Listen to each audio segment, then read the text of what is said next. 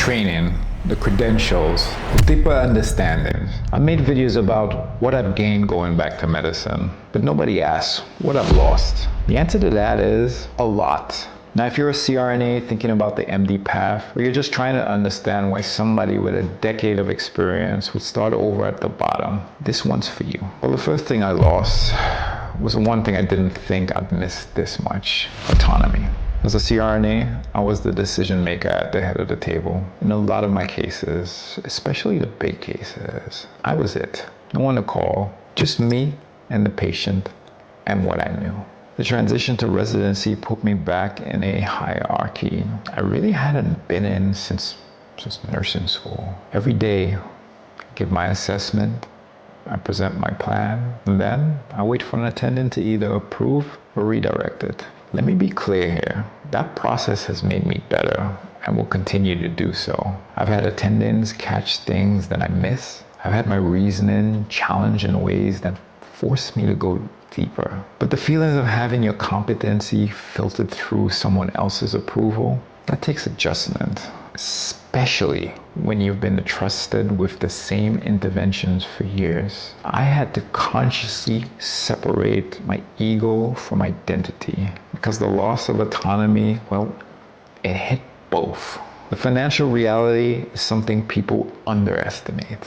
I went from a CRNA salary to, a resident salary. That's not just a pay cut. That's a different financial universe. I have a family, I have a mortgage, and now I have a fraction of the income, an extended loan balance, and years before I'm back to earning what I once earned. I've made videos about the math, the actual numbers, and the plan to repay. I'll link those videos below. Now let me be honest, the financial sacrifices, that's real. And if you're not prepared for it psychologically, it'll mess with you. See, money isn't just money. It's security, it's options.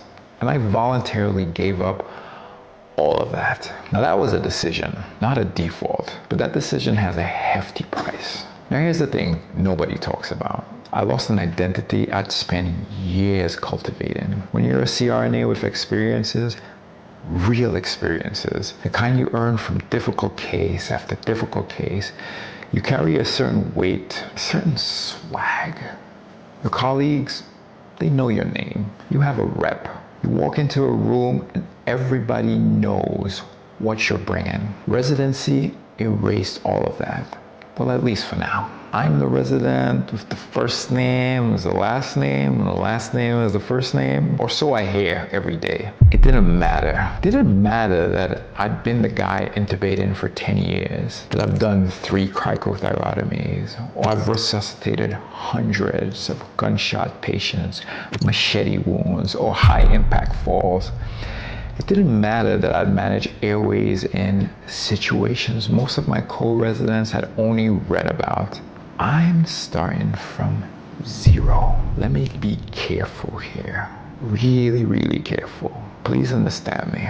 That humility has been part of the education. The process works because you start over. You see things fresh. You build a foundation beneath the skill. But the loss of that professional identity, the status that you earned, you don't get to bring it with you. You walk in with your experiences in your head and your hands, but your rank is 0. That is hard. And I won't pretend otherwise. I lost time, obviously. Not just the years of training, but the daily lived time, the hours I used to have for my family, for my sleep, for being a person outside of my career. My schedule now belongs to the hospital. My kids, they see me less. My partner carries more. The people in my life who support this vision are subsidizing this with their own time. Now that's not a complaint, it's a cost. And that cost needs to be named. I think a lot of people, they romanticize the training, the journey, the grind, the sacrifices, without actually naming who else is sacrificing with you. For me, it's my family And that weight lives with me. Now, something more even subtle, I lost some community. Not all of it. I still have CRNA colleagues I deeply respect, people I've trained alongside with, mentors who have been nothing but supportive to me. But there's a fraction, and you've probably seen them in the comments. Some see the MD path as a kind of rejection. Like going back was a statement that CRNA wasn't enough. I try to be really, really clear. That's not what it is for me. For me, it was about something specific I wanted to understand. Now, I've spoke about that many times. I will link that video down below. The thing is, perception doesn't always track intent. And I've felt the distance from some people who used to be close. It hurts a bit. Actually, it hurts a lot. That's real. And it's one of the less glamorous parts of this transition. That's my truth. So autonomy, income, identity, time, community, that's what the MD path cost me. That's what I lost. And here's what I'll tell you honestly. I'll do it again. Not because the losses aren't real. They are. But because I went in knowing what I was trading, and I decided the trade was worth it for me.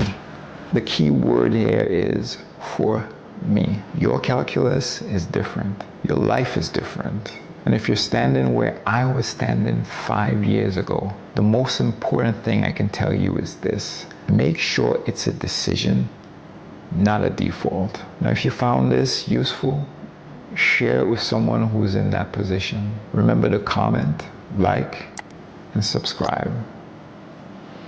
Drapes down. See you in the next video.